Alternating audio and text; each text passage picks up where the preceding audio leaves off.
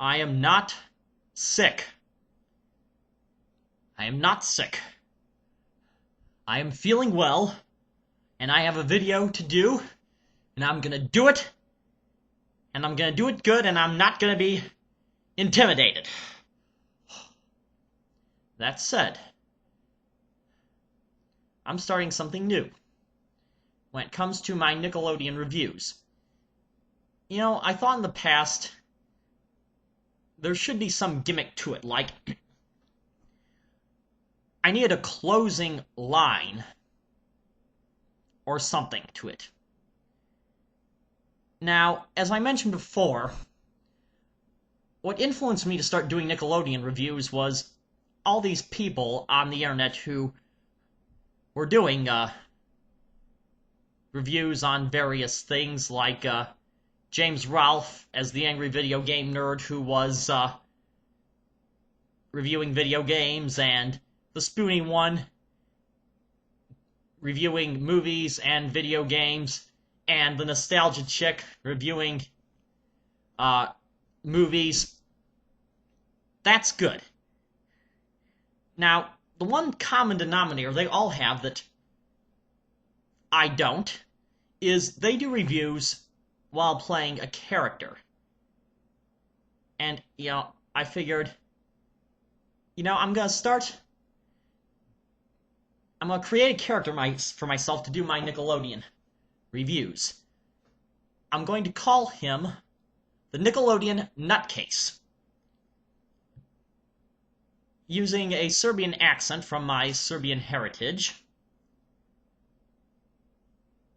And I am going to do a closing jingle. So this is going to be the first Nick video where I do a review as the Nickelodeon Nutcase. And now I shall get into character. Hello, I'm the Nickelodeon Nutcase. Yes, we've been having a great week on Nickelodeon this week.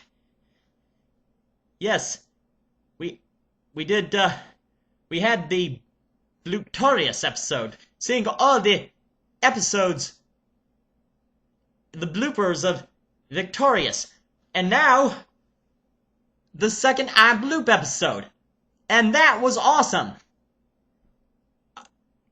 And in between, we had a brand new Super Ninjas. Now, Super Ninjas was another great episode as far as Super Ninja episodes go. I mean, heck, it's always good, it's action-packed.